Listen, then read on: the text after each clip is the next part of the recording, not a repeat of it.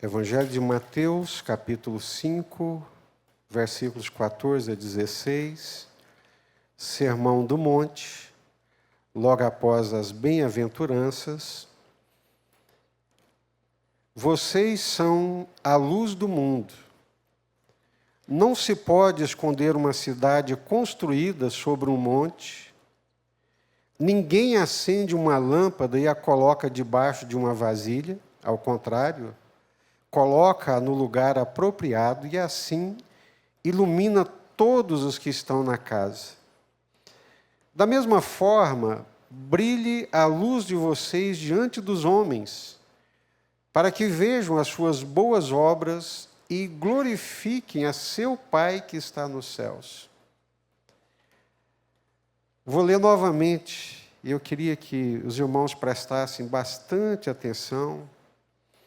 Permita que o Espírito Santo coloque essa palavra na sua mente, no seu coração. Vocês são a luz do mundo. Não se pode esconder uma cidade construída sobre um monte. Ninguém acende uma lâmpada e a coloca debaixo de uma vasilha. Ao contrário, coloca-a no lugar apropriado e assim ilumina todos os que estão na casa. Da mesma forma, brilhe a luz de vocês diante dos homens, para que vejam as suas boas obras e glorifiquem a seu Pai que está nos céus. Senhor, graças te damos pela palavra do Senhor. Ela é a lâmpada para os nossos pés e a luz que ilumina o nosso caminho. Muito obrigado, Deus, pela Bíblia Sagrada.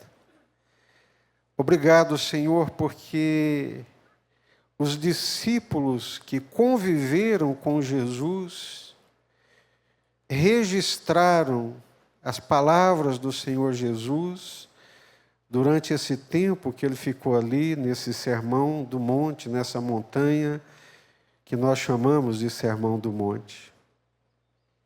Essa palavra, Senhor, ela entra dentro do nosso coração, rasgando como uma chama de fogo, como uma espada que corta dos dois lados, uma espada de dois gumes, ela penetra no profundo do nosso coração. Que essa palavra seja uma semente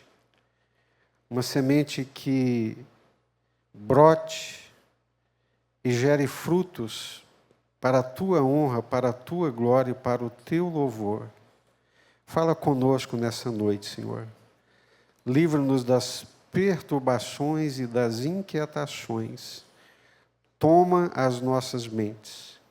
Nós repreendemos todo espírito perturbador, todo espírito que vem para roubar o entendimento da tua palavra. Nós repreendemos em nome do Senhor Jesus. Fala conosco. Em teu nome é que nós oramos e te suplicamos. Amém.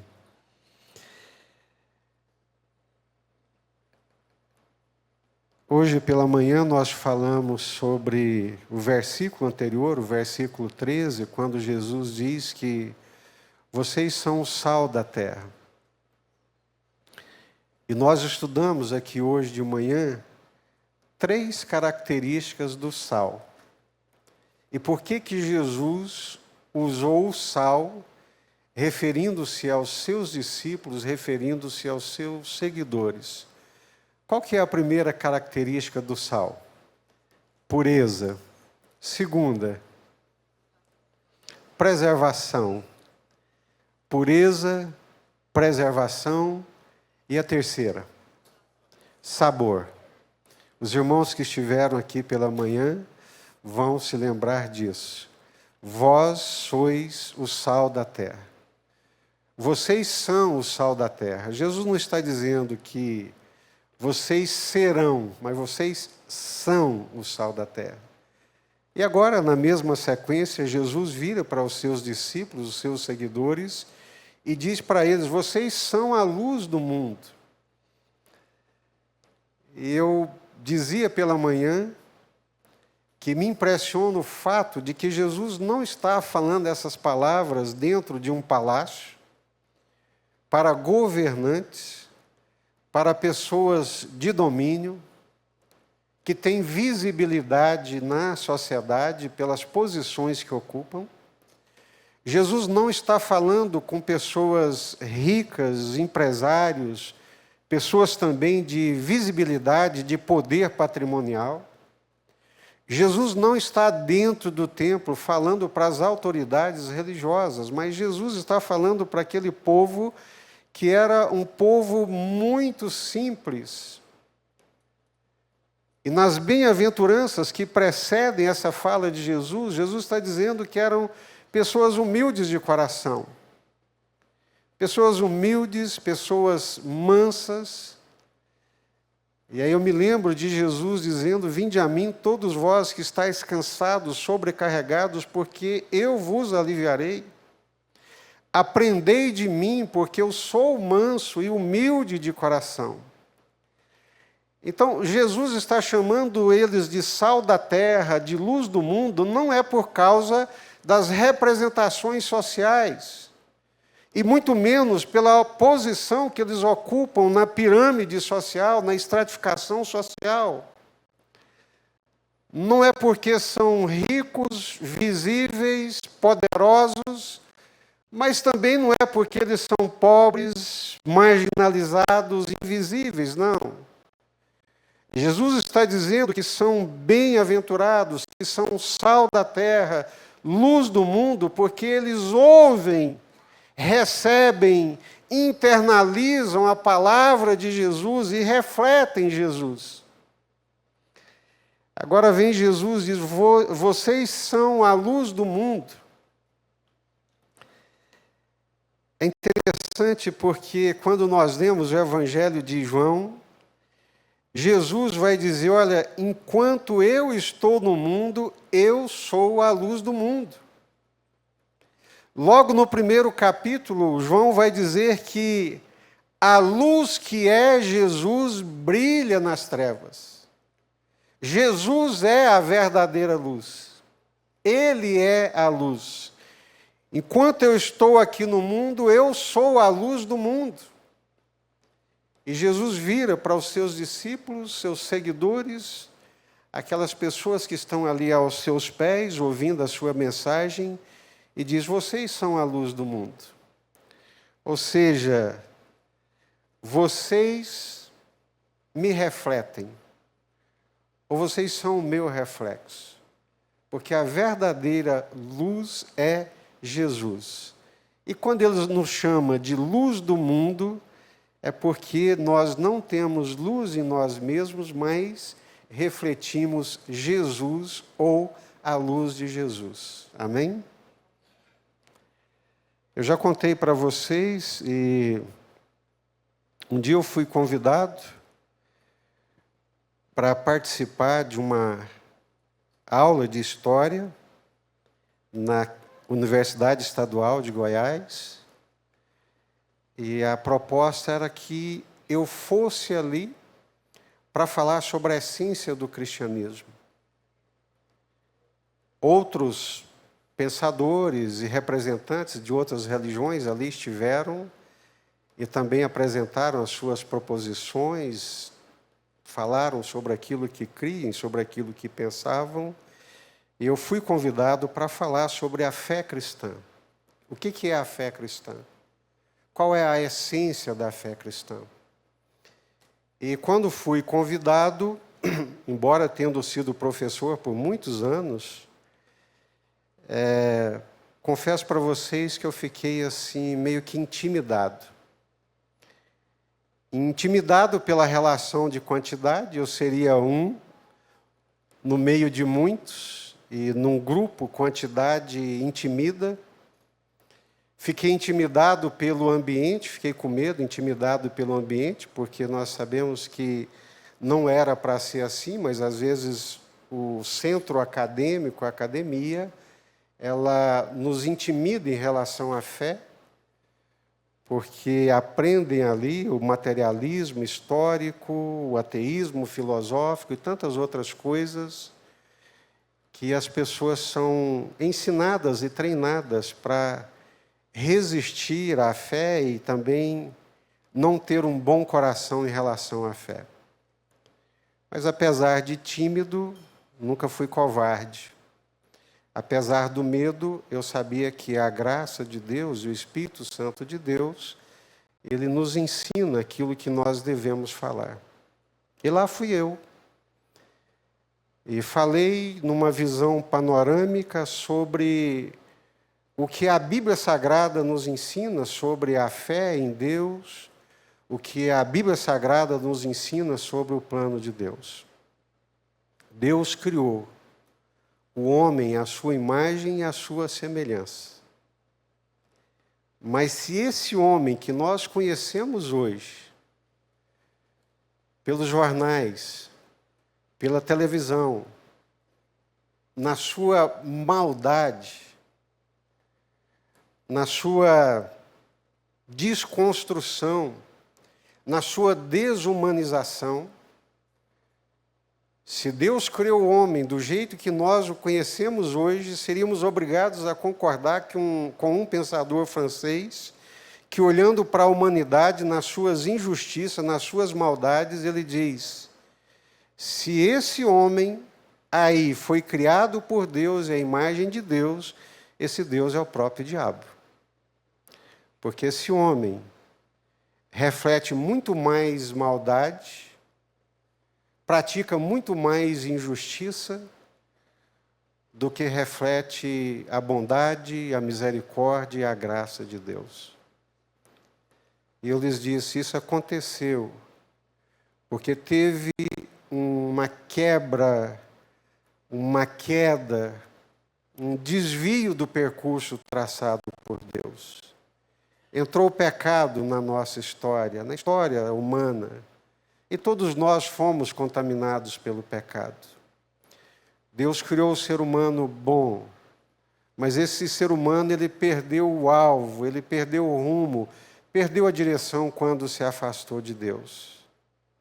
Mas Deus, na sua infinita graça e misericórdia, não deixou esse ser humano entregue aos seus pecados, entregue à sua perdição, à sua desorientação, mas envia Jesus como a luz do mundo, seu próprio Filho, para ser a luz, iluminar o caminho e principalmente a volta para Deus. E fui falando. Esse percurso de criação, de queda e de redenção em Jesus. Terminei a minha exposição, um garoto lá no fundo da sala levantou a mão, e eu vi, lá vem chumbo grosso. Mas não foi chumbo grosso, me marcou profundamente. Aquele garoto universitário, estudante de história, do materialismo histórico, de tantos ateísmos, ele vira e diz assim: o que o senhor está querendo dizer? Que Jesus é o homem que Deus gostaria que todos nós fôssemos?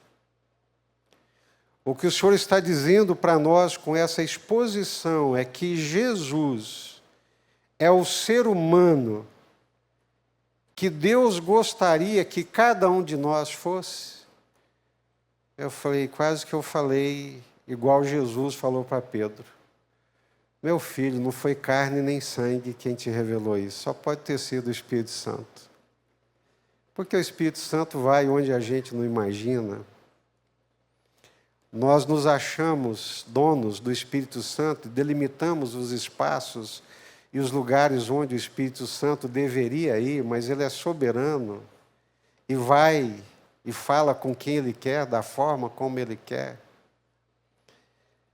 E aquilo me marcou profundamente, porque eu não tinha pensado nisso, não tinha fechado o meu pensamento e o meu raciocínio, a minha exposição, naquela forma tão brilhante e concisa que aquele menino conseguiu fazer. É fato, queridos.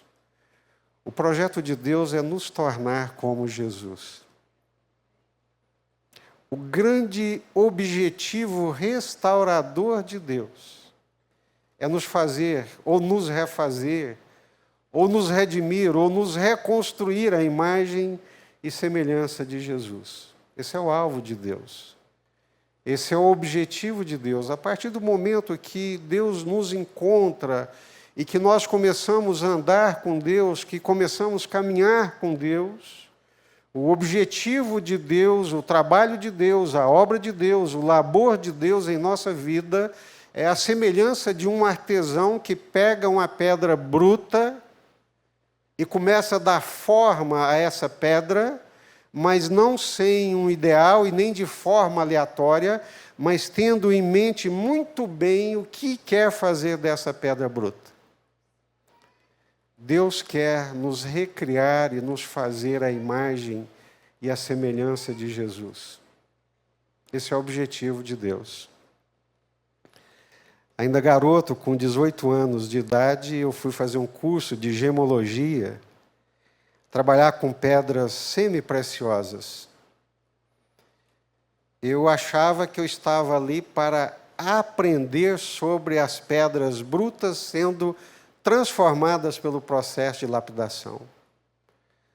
Mal sabia eu que Deus, na verdade, estava me ensinando o que Ele pretendia fazer com a minha vida. E nós recebíamos muitas vezes, tirado da terra, ainda em estado bruto, uma gema semi-preciosa, que podia ser esmeralda, turmalina, água marinha, qualquer uma dessas gemas semi-preciosas. E quando chegava em nossas mãos, aquelas pedras ainda vinham cheias de terra, de barro.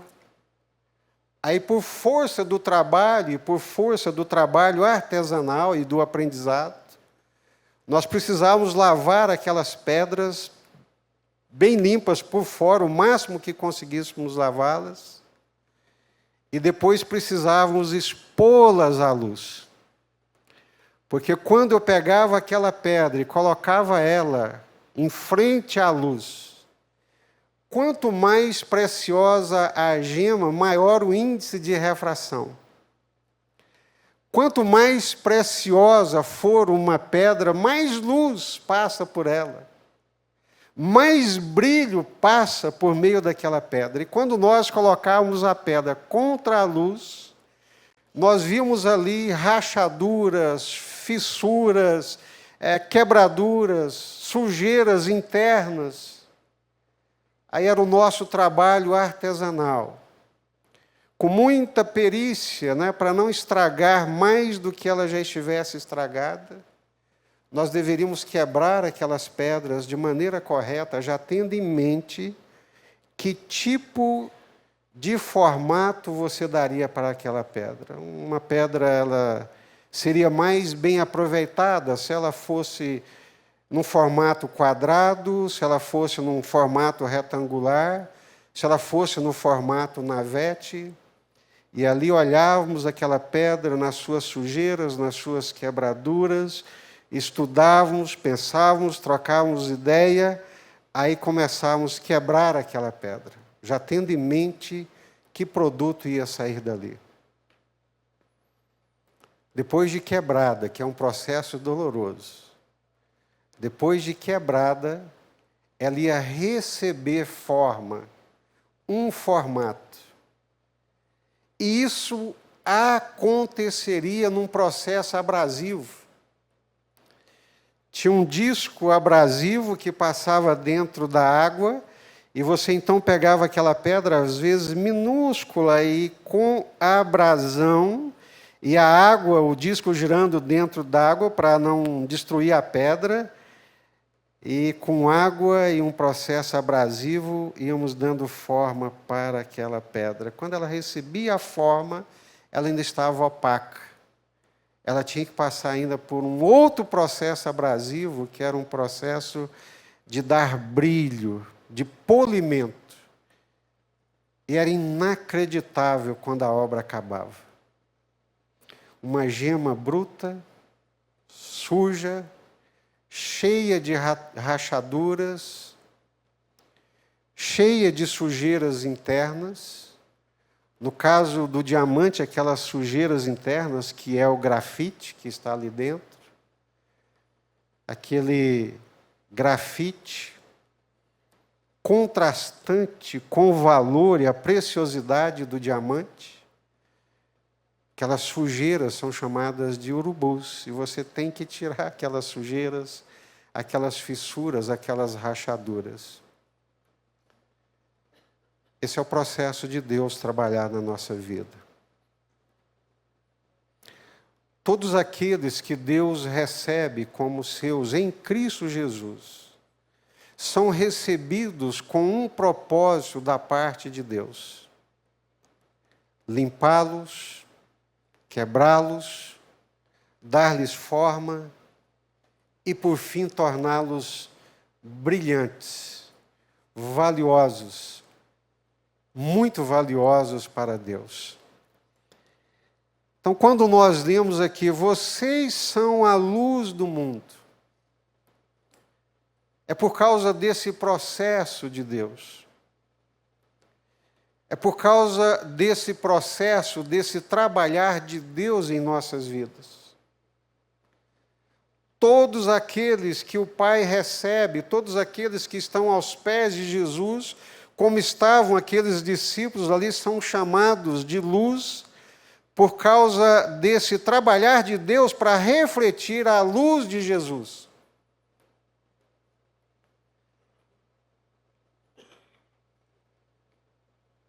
Deus olha para Jesus, olha para nós, pedra bruta.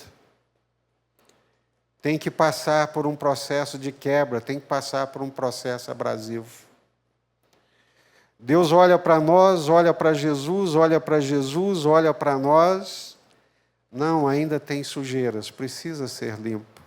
E vai limpando, e vai quebrando, e vai dando forma, e vai modelando.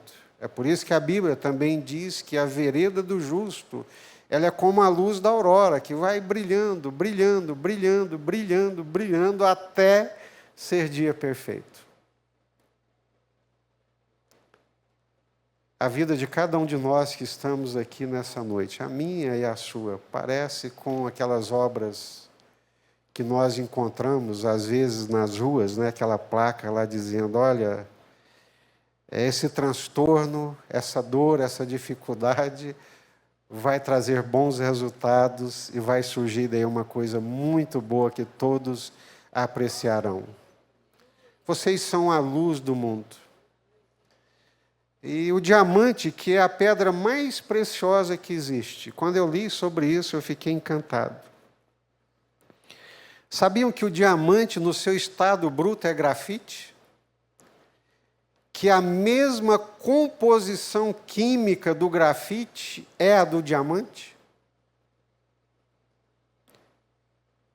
Só que diamante é grafite submetida a altíssimas temperaturas no interior da Terra.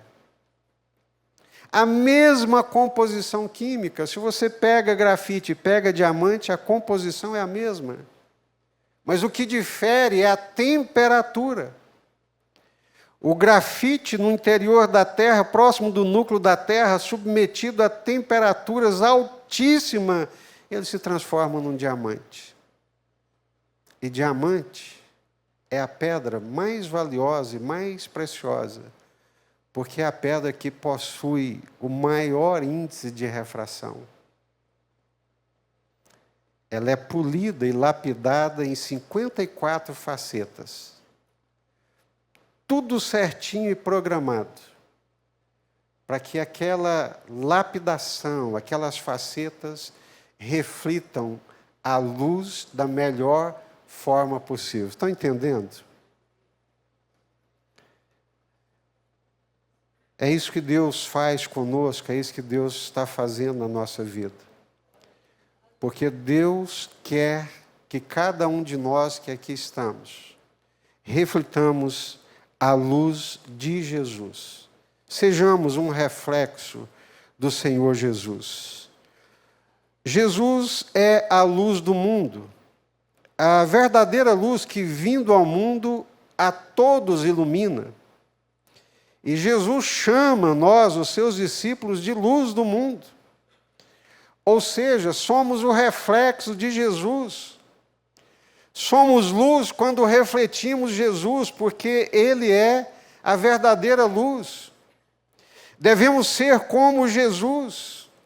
Não temos luz própria, a luz é Jesus, mas podemos refletir luz quando estamos em Jesus, quando refletimos a luz de Jesus, somos chamados também de luz do mundo, assim como Jesus é. É por isso que muitas vezes eu me pego pessoalmente dizendo: Senhor, dá-me o teu Espírito. Jesus, dá-me o teu Espírito.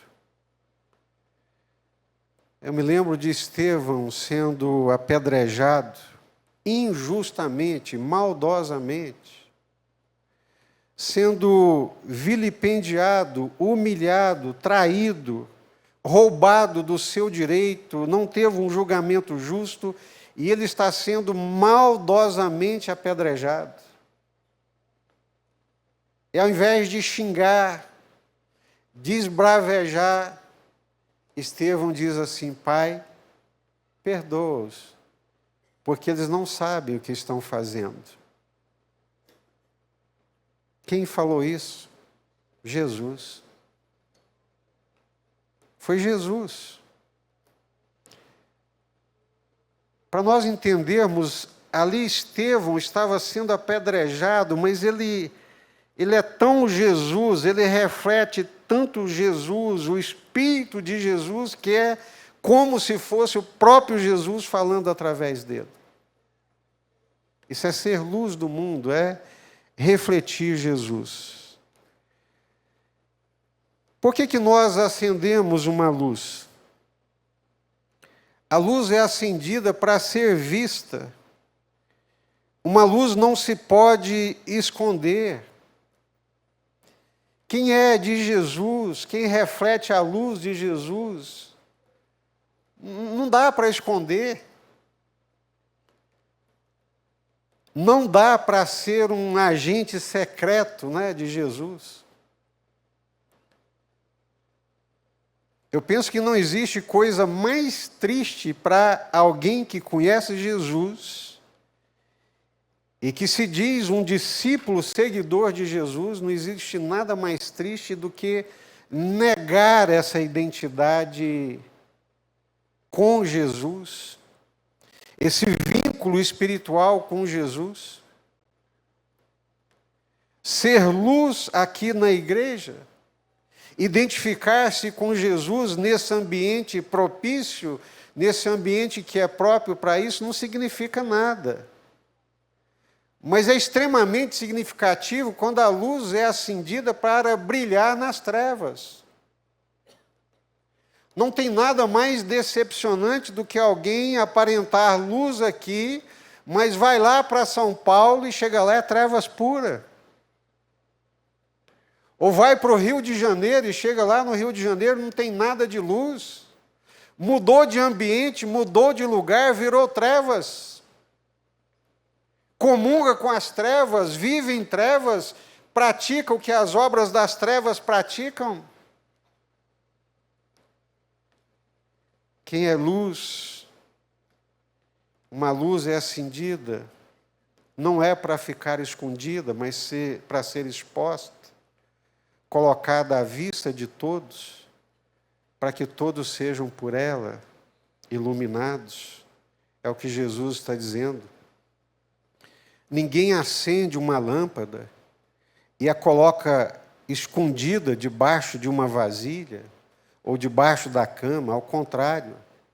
A luz é colocada num lugar visível e ilumina todos os que estão na casa. Eu vou colocar dessa forma retoricamente. Se Deus acendeu essa luz de Jesus em você, não é por você simplesmente nem para você, mas é para que esse brilho ilumine os de casa e todos os que estão ao nosso redor. Vós sois a luz do mundo. Vocês são a luz do mundo. Não se pode esconder. Não dá para acender luz e colocá-la debaixo da cama, não. É colocado num lugar de visibilidade para que todos sejam iluminados. Vou pensar na possibilidade negativamente, embora conceitualmente eu não caminhe nessa direção. Como é que pode alguém ser acendido por Jesus e não brilhar na vida dos outros? Não refletir Jesus na vida dos outros? Outro aspecto interessante da luz é que ela é acendida para mostrar o caminho. Ninguém acende uma lâmpada para esconder, ao contrário, coloca no lugar apropriado e assim ilumina todos que estão em casa. Deus tem um propósito. Esse trabalhar de Deus na nossa vida é um propósito dele, por ele e para ele. Não existe alegria maior, prazer maior do que ser transformado por Deus à imagem e à semelhança de Jesus. Eu me lembro, há muitos anos atrás, lendo um livro, e o escritor do livro, participante da Segunda Guerra Mundial, dizendo que, como soldado, naquela Europa devastada, pessoas famintas,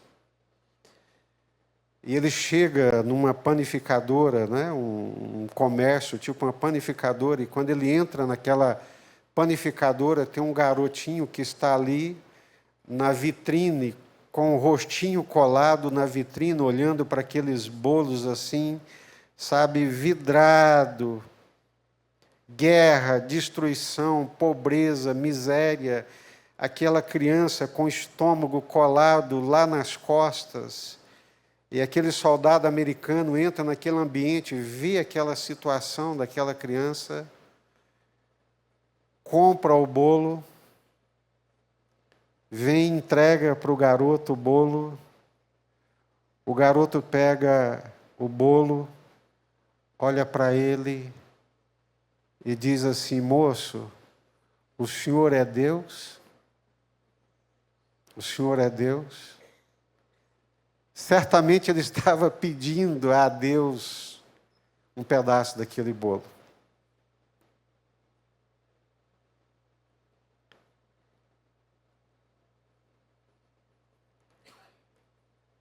Quando nós agimos como Jesus, nós refletimos Jesus e as pessoas enxergam Deus em nós.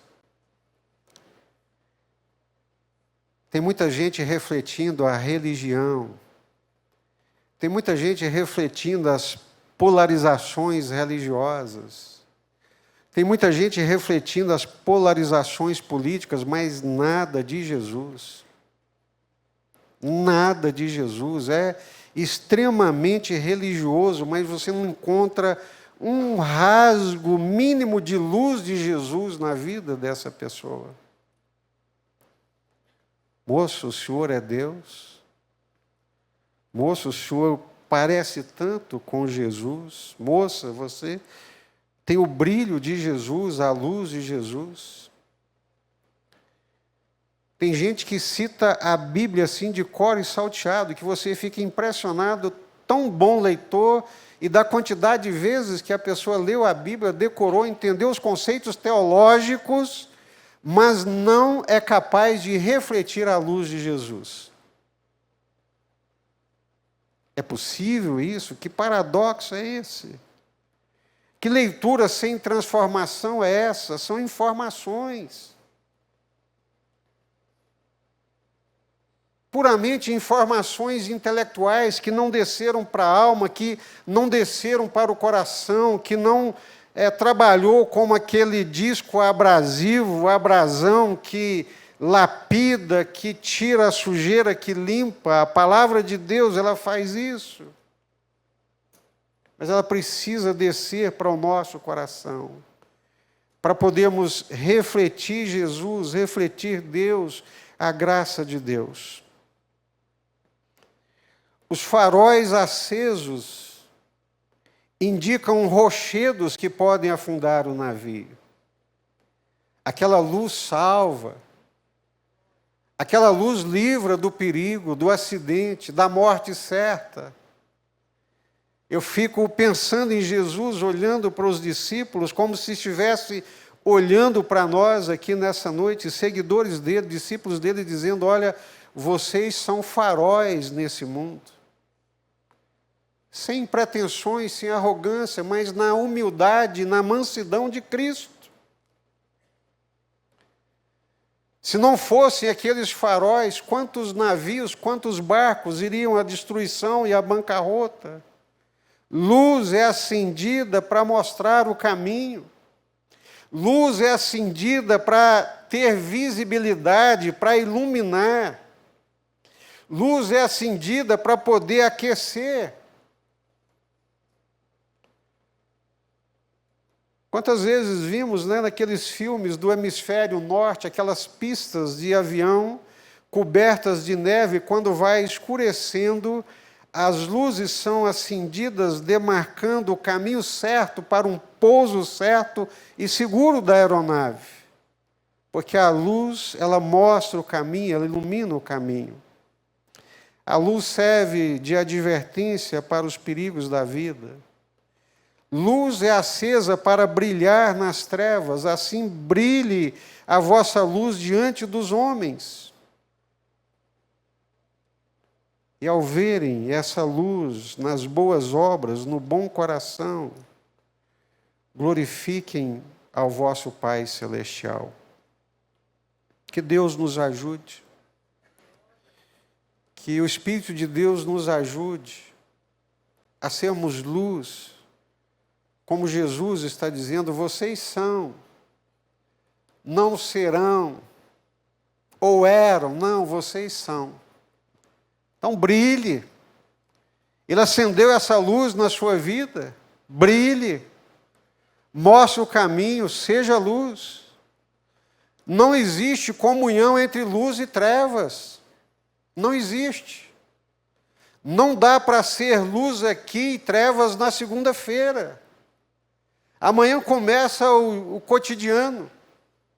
Amanhã inicia o dia da labuta, de outros contatos, de outros encontros, de outros relacionamentos e de outras aproximações com outras pessoas que às vezes não são da igreja, que não têm o mesmo conhecimento. Brilhe a vossa luz diante dos homens, lá no seu trabalho, naquilo que você faz, brilhe a sua luz como um farol que mostra o caminho, que evita a morte certa, que evita a destruição.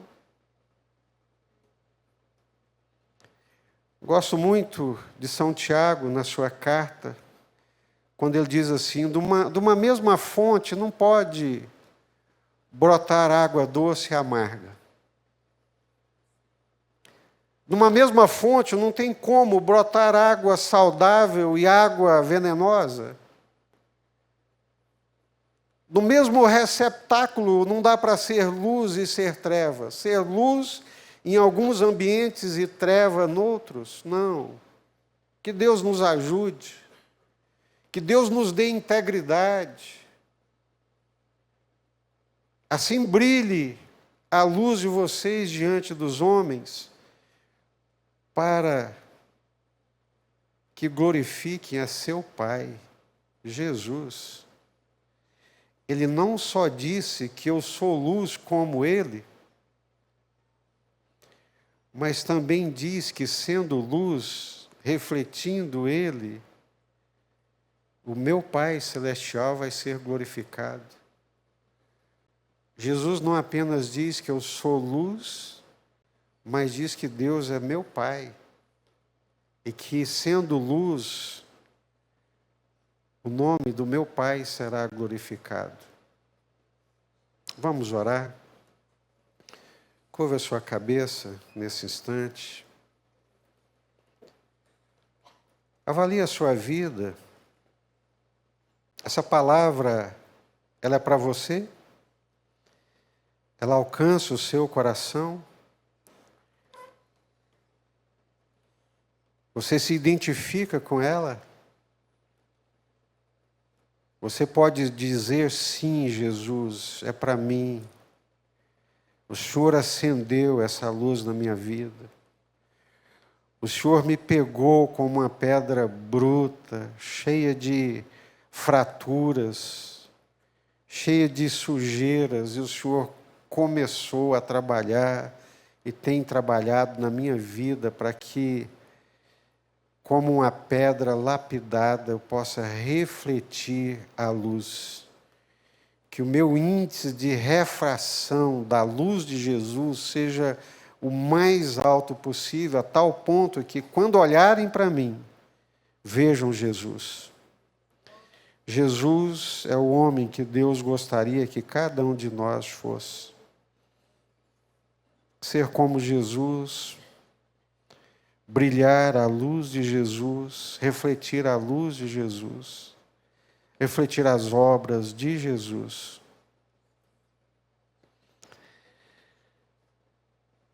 O Senhor olha para nós, olha para as nossas vidas aqui nessa noite.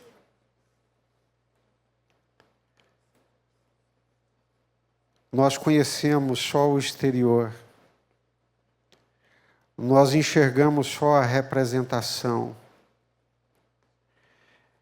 Representações falsas, representações enganosas, que nos enganam, mas que não podem enganar o Senhor. O Senhor conhece cada um de nós que aqui estamos. E nos conhece pelo coração. É pelo coração que nós somos conhecidos. E é pelo coração que nós conhecemos o Senhor também. Deus, eu te suplico aqui nessa noite. Suplico mesmo, Senhor. Aqueles que estão iludidos, achando que podem te iludir, por iludirem a igreja, por iludirem a comunhão dos santos, acham que podem iludir o Senhor, vivendo uma vida dúbia, de luz e de trevas e de luz. Pai, em nome do Senhor Jesus, traga iluminação, traga temor do Senhor, traga integridade, no sentido de não ser dois eus, duas pessoas, duas caras. Misericórdia, Senhor. Misericórdia, misericórdia, Senhor. Fomos chamados para ser luz. O Senhor nos acendeu com a luz de Jesus para refletirmos essa luz. No mundo de trevas, no mundo tenebroso, brilhe a vossa luz diante dos homens. Que vejam as vossas boas obras e assim glorifiquem o vosso Pai Celestial. Porque quando nós somos luz, quando nós refletimos a luz, nos parecemos com Jesus, mas também parecemos com o nosso Pai Celestial, porque Deus é luz.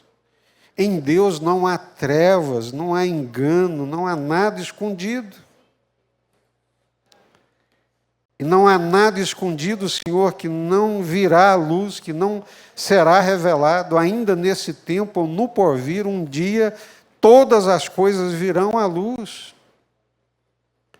Então tem misericórdia, Senhor, aquele que está vivendo na dubiedade. Tenha misericórdia, Senhor, é o pior lugar para se estar. Antes estivesse nas trevas,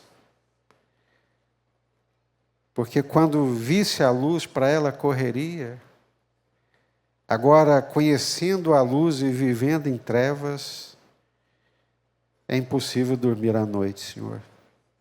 É impossível, não é possível. Quem conhece o Senhor, quem anda com o Senhor, não anda em trevas. É a minha súplica nessa noite, Senhor. Dá-nos um caráter reto. Dá-nos uma só cara, sem representações, sem máscaras. Misericórdia, Senhor. Queremos ser como essas pedras brutas lapidadas pelo Senhor.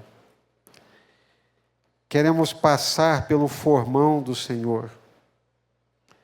Queremos passar pelo trabalhar do Espírito Santo para refletirmos Jesus, Jesus para a tua glória e para o teu louvor.